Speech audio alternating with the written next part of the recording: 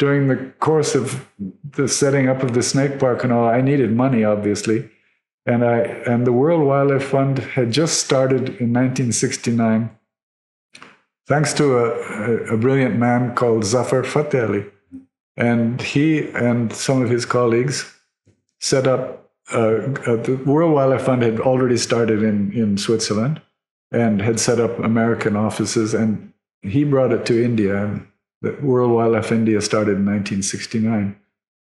And the first grant that I got from them was for a magnificent 3,000 rupees to set up, to help set up the snake park. I think I used it to put cement around those walls there. The digging of all the earth out of that foundation was done by my brother and my sister and myself and a bunch of little kids who were in the area, lived in the area there. So it was very much a homegrown operation, the first snake park. And then with this help of World Wildlife Fund, we got enough money to make some palm leaf roofs over the top of it. And when I opened it for the public, I heard from a Hindu reporter, and I'll try to remember his name. He came out there and took pictures and made a Sunday spread about the Madras Snake Park. That was magical because, the Hindu paper is like one of the most well-read papers there. And it was picked up by some of the Tamil, Malay Marasu, and a couple of the Tamil papers. And that publicity really was the start of people starting to come out. And World Wildlife Fund was a very important part of it. And they said, why don't you come up to bring some snakes up to Bombay and we'll do a snake show and raise some more money for you. So I did that, and that's when I met Zai and her sister Shama. And obviously Zai and I clicked from the beginning. And this snake show idea really caught on, and we ended up doing one in Delhi, one in Calcutta, one in Ahmedabad, and we made quite a bit of money again to get this whole snake park started. It's been a dichotomy of extremes in a way, because, for example, at the early days of the snake park in 69, 70, a guy who was the chief conservator of forest came out to visit, and his name was K.A. Boja Shetty. And he was the chief conservator of forest for Tamil Nadu. He came out there and he says, this is a marvelous place. Would you be willing to set it up in the city? And I said, what do you mean? He says, well, we've got something called Gindi Deer Park, and we've got a children's park there. And if we give you half an acre or an acre of land, you could do the same thing there, right? And you'd have a lot of visitors. And I just couldn't believe what I was hearing, because and they gave me a lease, a 25-year lease of a half an acre of land in the middle of the city in Gindi Deer Park. And I was an American citizen. And this is forest land. Is that legal?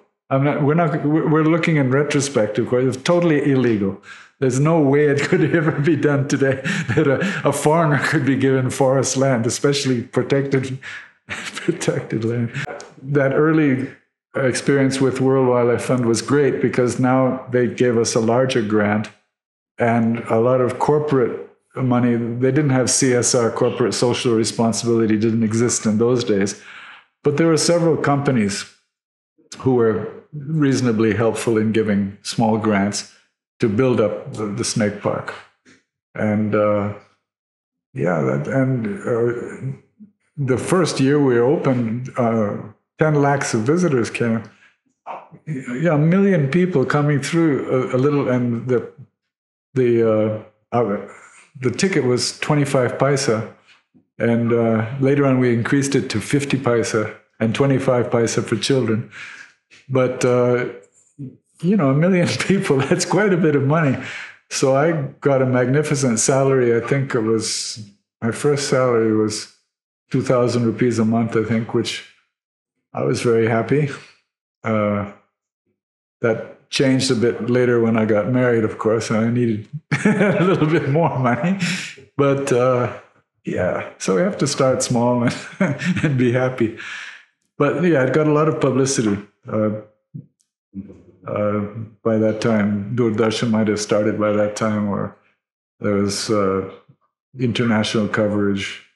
I've got clippings from the New York Times and stuff like that about the work we did with the Irlas and stuff like that. I was very publicity conscious when we first set up the snake park in when we moved from the snake park out in Cellular into town, because suddenly it was in the news quite often, and I was getting quite a bit of publicity, and I guess I must have thought myself, a pretty heroic person or something like that. But I always had a motorcycle and various motorcycles over a period of time. I loved driving around, and I always had long hair, and yeah, it was just convenient to carry something like a sandboa would sort of curl himself up into my hair. And one time, a police officer stopped me because I went over the middle double yellow line or something stupid like that, and pulled me over to the side and started writing out a summons for or a ticket for me. And then he saw the snake in my hair, and you could see his eyes and his, opening really wide and saying, "Idinlava, what the heck is this?" And I said, "Well, it's just an ordinary manpambu." And so then it clicked, and he says, "Oh, you're from the snake park." And I said, "Yeah." I said, "Okay, then drive very carefully and just keep going."